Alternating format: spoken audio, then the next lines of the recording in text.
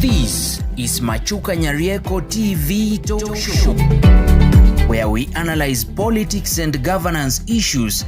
We focus on national, local, and international news. We examine the political way of our people, social and economic. Nyarieko TV Talk Show, the house of ideas. Hello viewers, welcome to Machuka Nyarieko TV Talk Show.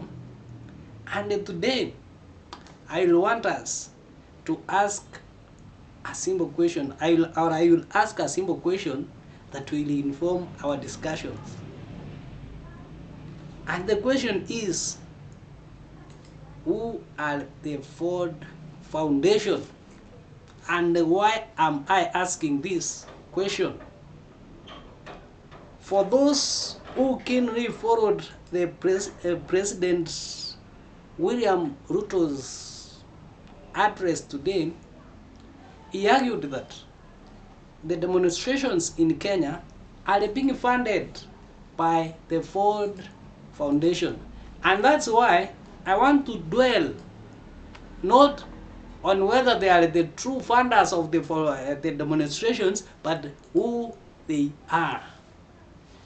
Stay tuned, and kindly, if you are watching this channel for the first time, subscribe so that whenever we produce another video, YouTube will automatically notify you. And for our resident subscribers, thank you for your continued support. Kindly continue watching, sharing, giving comments on our comment section, and liking. Thumbs up. Just like. Now back to our topic. Now a few days ago, weeks, we have been having demonstrations. And it has been argued that these demonstrations are faceless, meaning that they have no leader, and meaning that they have no specific funder. However, some individuals have been saying that there could be some institutions that are funding these demonstrations because they appear very well organized and very strong, and more especially by the use of technology, which has cornered most of our leaders, who some of them go to the cabinet meeting even minus knowing how to operate those tablets. So that's why I want to dwell on this question. Who are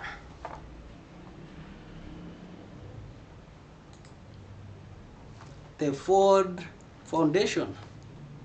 Of course, Ford Foundation is an American company that was formed in the honor of rich men in America. And this was around the time of the collapse of the Berlin Conference. I mean the Berlin Wall. For those who have done some histories, they understand what the Berlin Wall meant in Germany.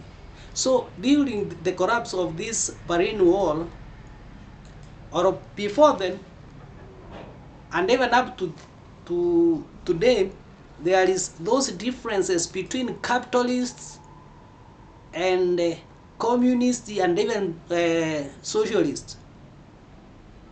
So the communists or socialists were seen as undemocratic, who didn't respect human rights. And therefore, this Ford Foundation was to promote respect to human rights. And for Kenya today, we can say it was to promote good governance, because the Gen Zs are saying that they are not anti-government, but anti-governance. The Ford Foundation, if we go back to 1990s, in Kenya, because up to before 1992 we were a single party state, and there was that feeling amongst the capitalists that a single party state is undemocratic, does not respect human nature or human values, and therefore by attaining a multi-party system, then countries will be democratic, they will be free, and people's rights, human rights will be respected. And how did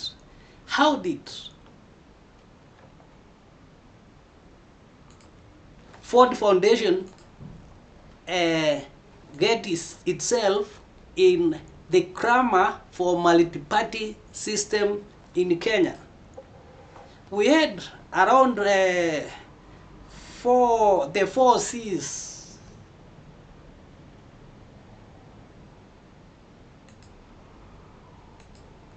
The NCCK and the human rights activists, lawyers like Willy Mutunga, who was the former CJ. It is through these institutions that the Ford Foundation was able to influence Kenya to adopt a multi-party system in Kenya.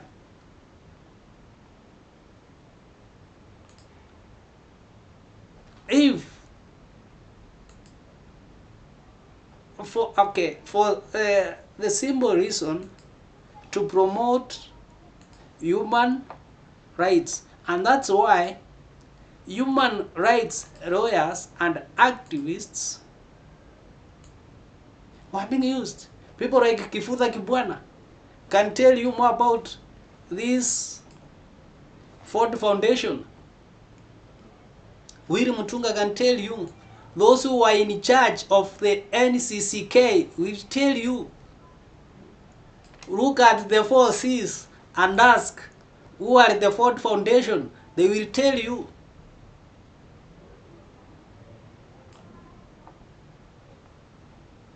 Machuka Nyarieko, kindly continue subscribing.